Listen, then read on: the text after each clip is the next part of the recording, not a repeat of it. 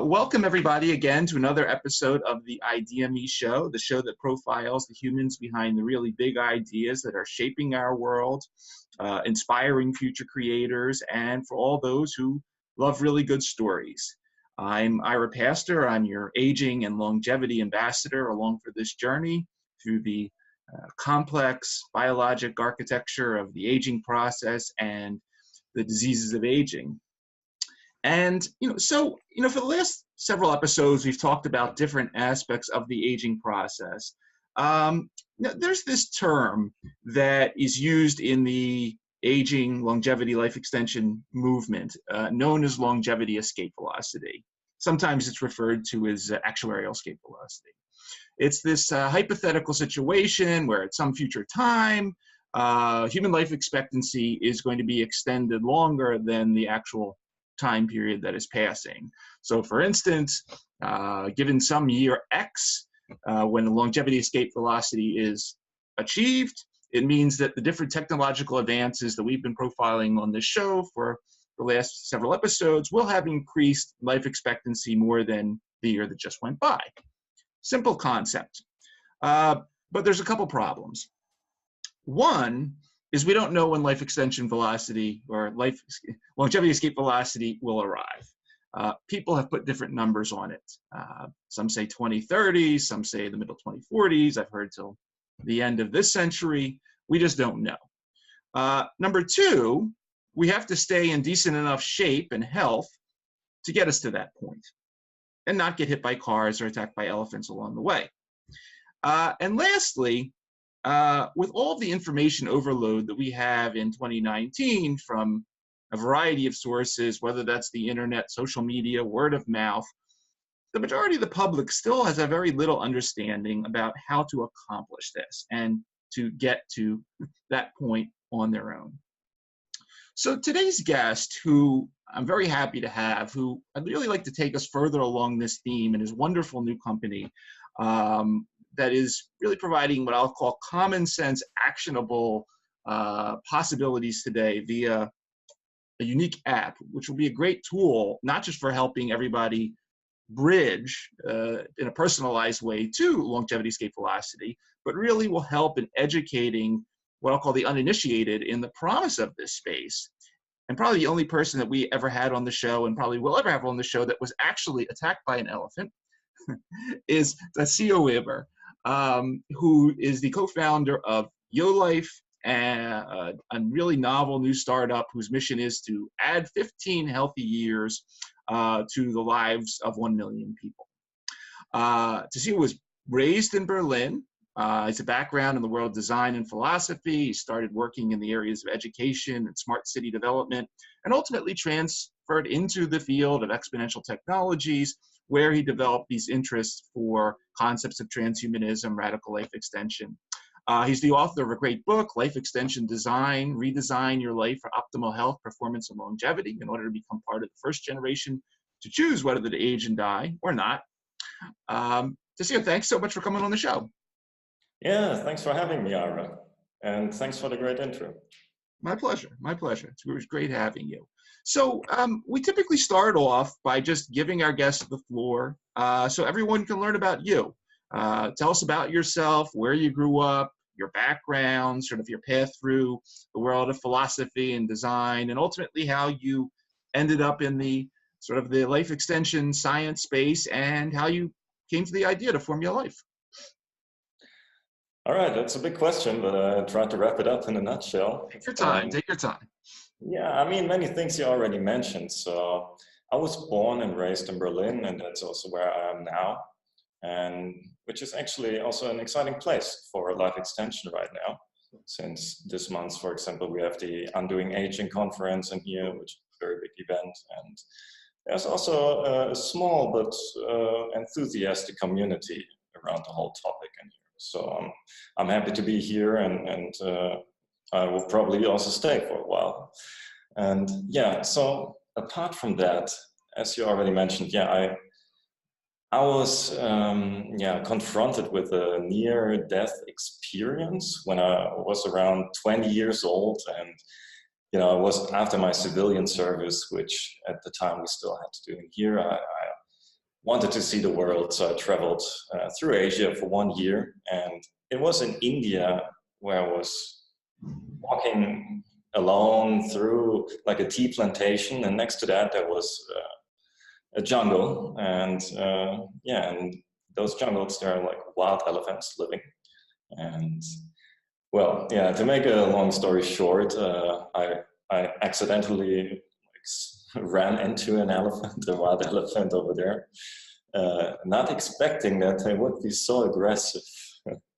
So I turned around and ran towards him. He was chasing me right away, and I ran away as fast as I probably ever ran, but not as fast as an elephant. So, so I jumped into like a tea plant bush, and the elephant came after me, and that was the moment when the ground was vibrating, and I really thought, now we really screwed up, man. Now it's over. And so I was sure I'm going to die in that moment. But for some reason, the elephant didn't step on me. It just, grabbed me with his trunk or his leg. I'm not sure. And I passed out for a little moment. And but I gained consciousness again shortly after that, and the elephant had to go on because it was going down and couldn't stop itself from its own like inertia.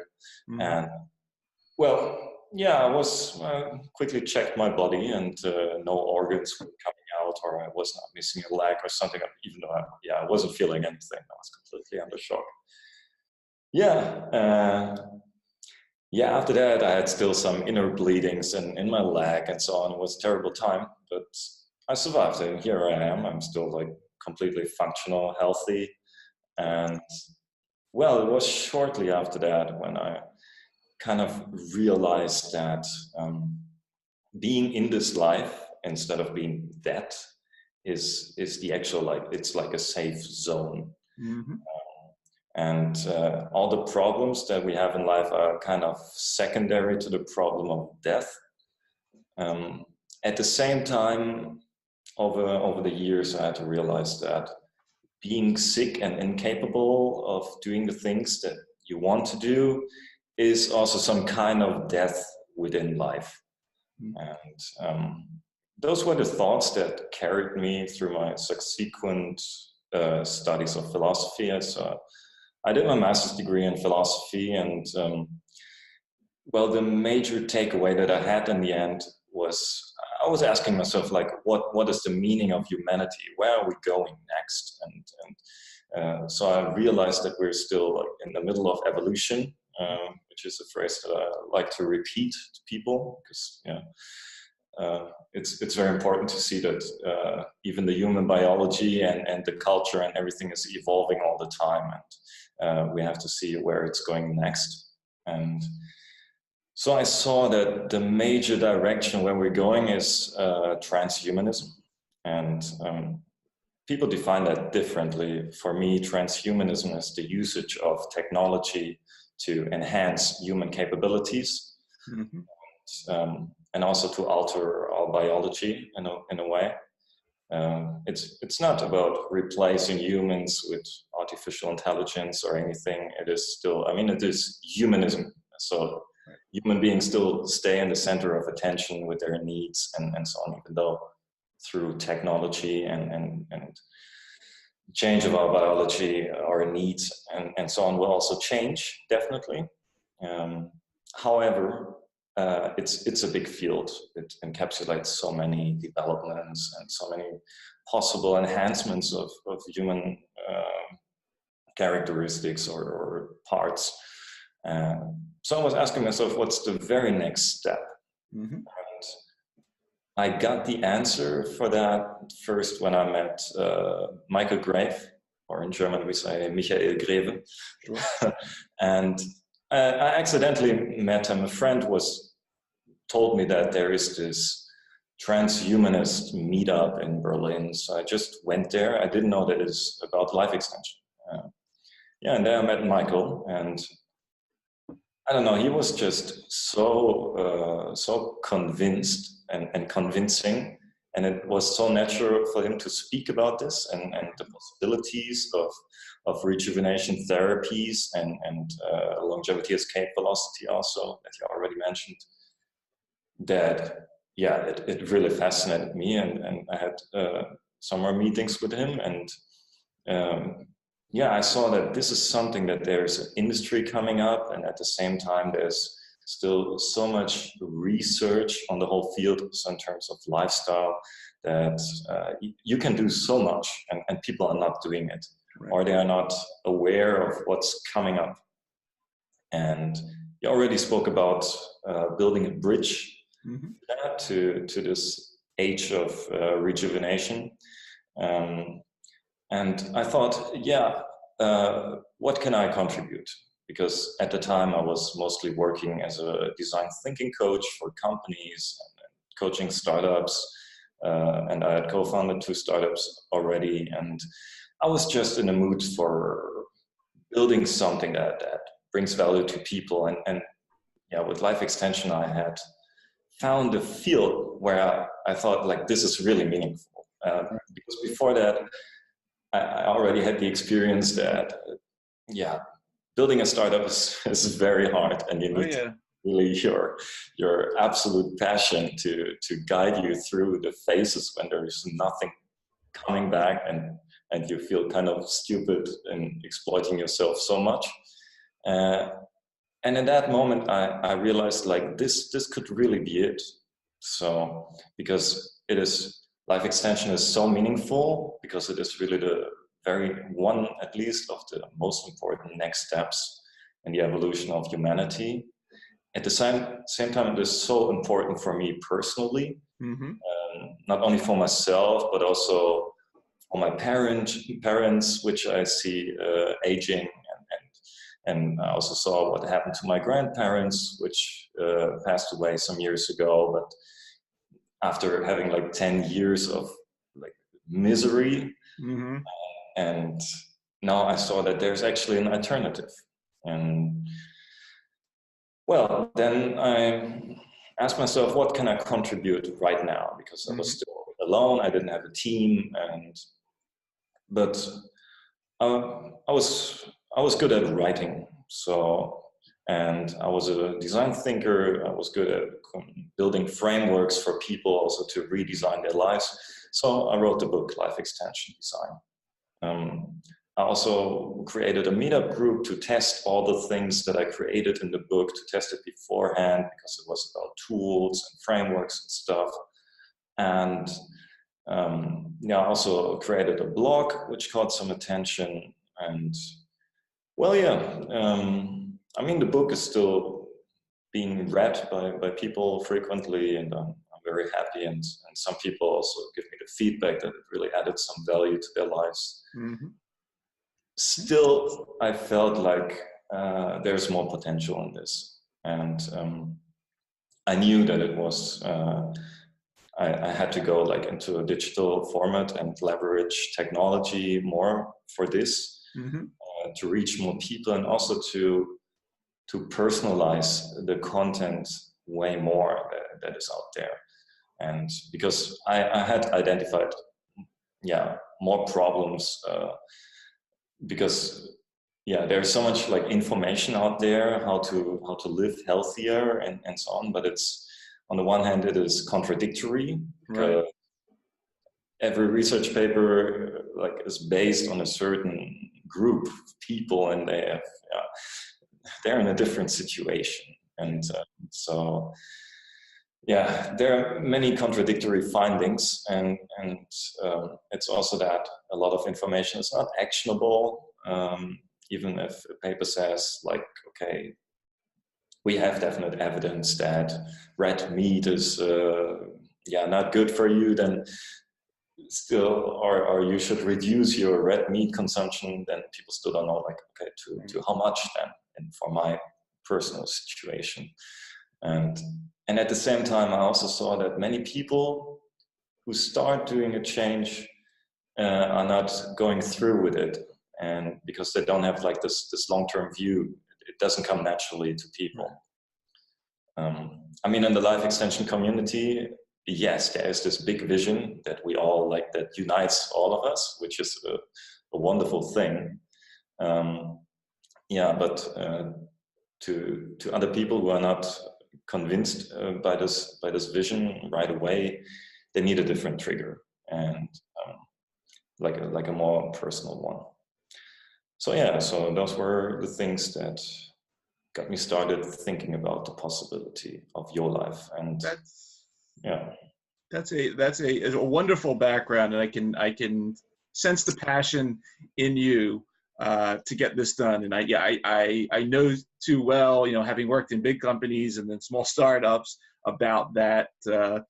You know, very few people understand it, sort of the journey of the startup founder and what it has to put up with, and what goes through your mind on a daily basis versus the comfy corporate job. But you definitely, once you find that passion, I think it's great, and the fact that you've sort of taken this and done something with it, which, you know, very few people have the guts to take these types of risks, and I think that's extremely important.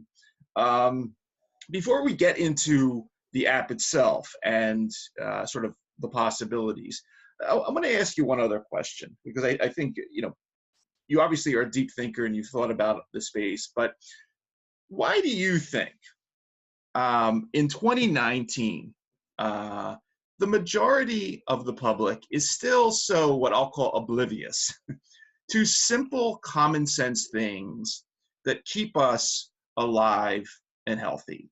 I mean, I like looking at numbers and sort of the data. And so, you know, on one hand, right, I was looking at this the other day. You have this global fitness and health club industry that's generating $80 billion annually. You have a consumer healthcare space with dietary supplements, sports nutrition, OTC care, 300 billion. But simultaneously, and I'm 50 now. I was born in 1968. You know, 40 years before I was born, the Surgeon General's warning on cigarettes came out. We still have over 1 billion cigarette smokers on this planet, and tens of millions of vapors, many of them children. On top of that, you know, I lived through the HIV/AIDS epidemic as it came along in the early 80s. We have, you know, tons of new cases of HIV in the younger population and in the senior population, which are just not using common sense, safe sex approaches. And then lastly, of course, you have this, what I'll just call collective insanity. I mean, I don't remember polio, I don't remember smallpox, but I'm glad that I was vaccinated against these things. Yet you have this wave of anti-vaccination hysteria.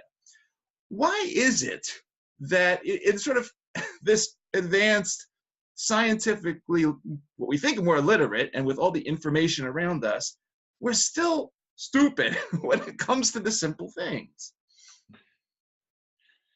Well, why is that? Well, I would say dopamine is a very powerful thing that can twist your thinking in crazy ways. Mm-hmm.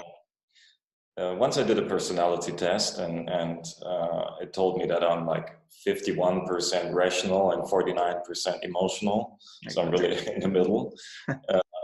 I estimate that more people are rather emotional than rational. And dopamine that really triggers any kind of addiction. I mean, it can also, it is a wonderful thing. It keeps us going with stuff, but it also keeps us getting back into things that we actually know we should do again, just for this, rush and thing. And when dopamine gets combined with social pressure, it is even more powerful. And so even if you're, let's say you're alone and your friends and family are living completely unhealthy, they're all smoking, and you want to stop smoking. And you know for yourself that it is very good to do so, and you bring some strength. But I don't know, how you identify and how you define yourself is always through other people around you. And if everybody around you smokes and even says it's a good thing, or they don't question it, or whatever, you easily redefine yourself back again to the smoker that you were before. So it's hard to build up like a new kind of self-definition, which is at the core of habit change. So it is in the end really about human psychology. And that's why I think leading by example and building a community that is strong and is reassuring each other in this kind of habit change is the way to go. Yeah. Excellent. Excellent. So wonderful. So with that and the 15 healthy years for 1 million people, it's a great place to start out.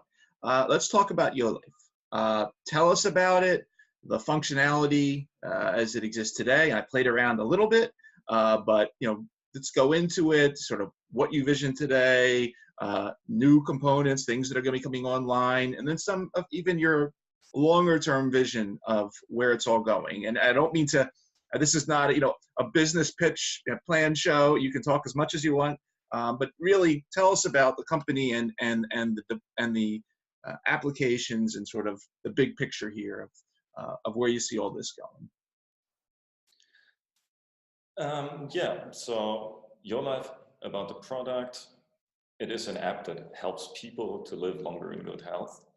And you already mentioned our mission, that we have the mission to add 15 healthy years to the lives of 1 million people.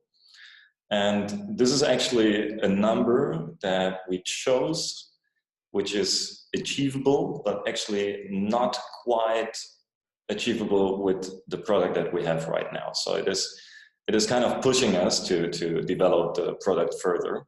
Mm-hmm. At the same time, it is an interim goal, because 15 healthy years is good, mm-hmm. but it is just a starting point, as you know. At the same time, I have to speak about it in an environment of investors and other entrepreneurs who have never heard of the concept before, so I don't want to scare them away. And so we chose a goal that is achievable, but also a little bit, it is ambitious in a way. So how do we want to reach this goal? Well, the app is, it works like a personal coach that creates a personal longevity program for you. And the whole thing starts with a free consultation that you answer questions about your lifestyle, and you get feedback in the form of text, or what is good and what is not so good, and also in terms of how it affects your healthy lifespan.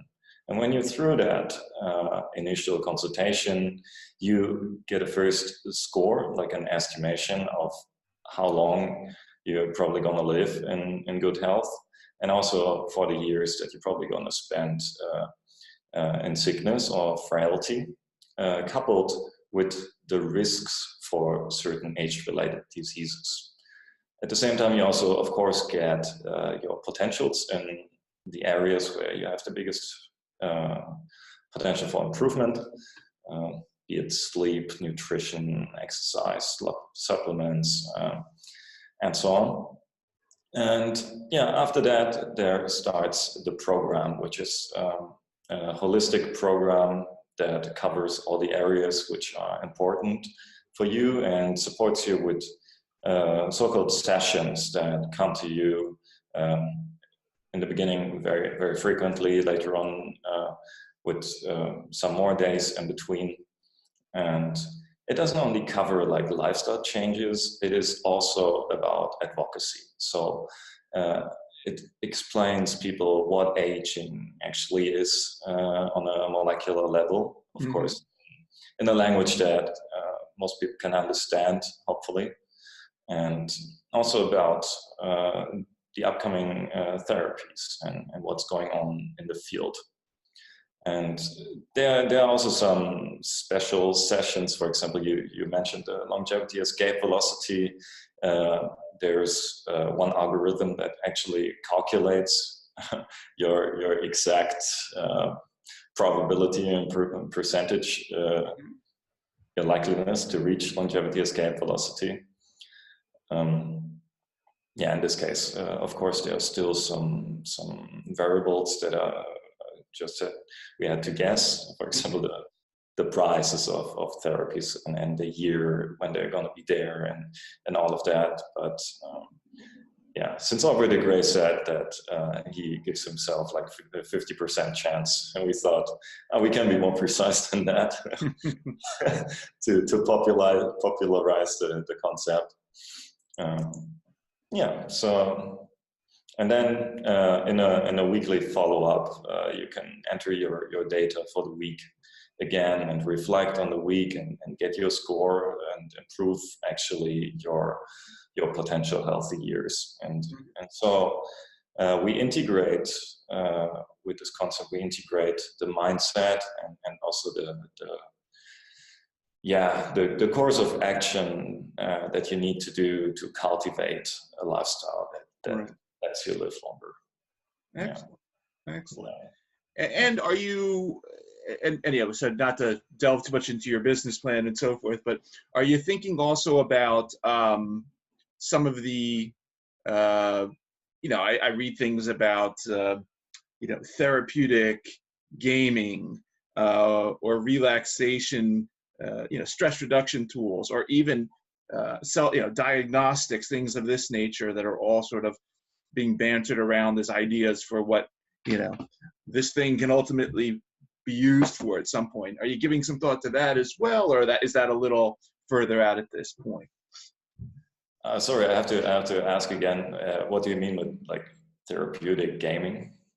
Yeah, there's a company here in the U.S. that's actually, they're creating, and this is probably not for life extension purposes, but they found out that certain, games may help the brain of, the Parkinson's patient or something. I forget exactly what they're working on, but I'm just thinking of some more sort of the interactive tools aside from just playing a mindless video game or listening to, nature sounds, but sort of how we can integrate some of these other approaches into sort of the, what I'll call more interactive wellness. I was just wondering, based on sort of the design that you've created, are you anticipating sort of branching out in some of these areas as well? Well, we don't have like something specific like that in the pipeline. I mean, altogether we're kind of gamifying lifetime, right? So to say, and for keeping people motivated, one of the next features will be that people can also like build a tandem for programs, so they can go through it together and be accountable for each other to motivate each other and keep on doing the things. But for all those possibilities, I mean, you were also asking me about our next steps. I mean, first of all, the whole calculation of lifetime from according to findings from studies and also the generation of this personalized program is an ongoing task. So and I think there is a big chance in integrating machine learning for this. Sure. And so we will enhance our team with one machine learning expert and also like a proper researcher who can really go into all the studies, statistics, papers which are there and work together with that guy to bring this whole thing to a new level, because for now I was the person mainly responsible for that. And I could do that for like a very intense time, but I mean, at the same time I have to be responsible for operations. Small steps, I understand. I completely understand. That's right. So I'm kind of splitting out myself into two other people who can do the job way better than I did. I mean, we have a solid start now, but it's just a start, and there's so much research coming up, and also the advancement of technology is so fast that excellent.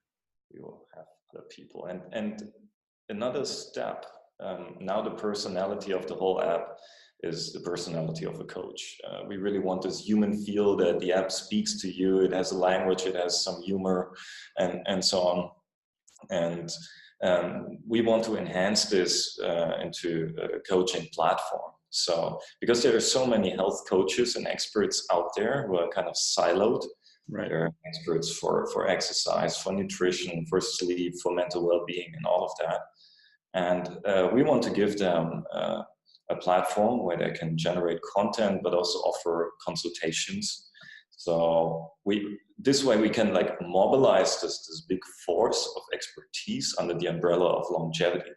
So because longevity encompasses so many aspects and therefore so many different experts that we can bring together and leverage for this cause. So this is like the bigger next step.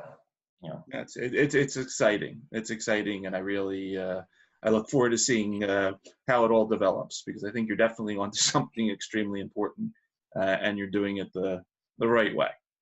You definitely thought it through, and you're taking the right steps. And I wish you a lot of luck with it. It's the right time for this to be happening.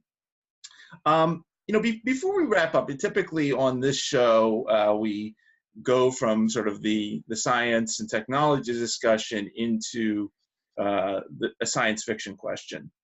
And so I'm going to give you the question that we give everybody on the show. Take your time with it, think it through.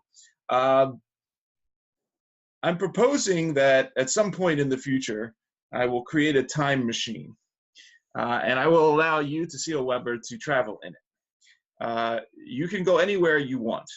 You can go to the past, you can go to the future. You can meet anyone you want. Who would that person be? And what would you want to talk to them about? I only have one shot. Well, you might be able to use it more than one time, but I just want to see the first person you go talk to and what you want to talk to them about. Well, I mean, I would really like to travel into the future, but then I really wouldn't know whom to meet. Yeah, it's a tough one. So to answer this question to your convenience, I would travel into the past, and I would actually meet the philosopher Friedrich Nietzsche. Nietzsche, excellent. Yeah, because he was so ahead of his time, and he was actually speaking about this whole transhumanist thing, how we have to like evolve as human beings and think, and that the human being is actually the unfinished animal. Mm-hmm. And all of that. And he was such a visionary, and at the same time he was so alone with this, of course, because it was the 19th century.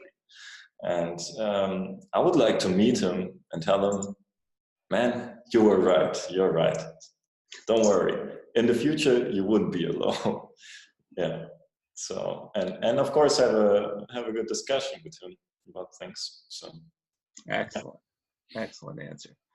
Well, I want to once again thank you very much for joining today. We will be putting the links to Yolife up on the website and linking to a variety of your information.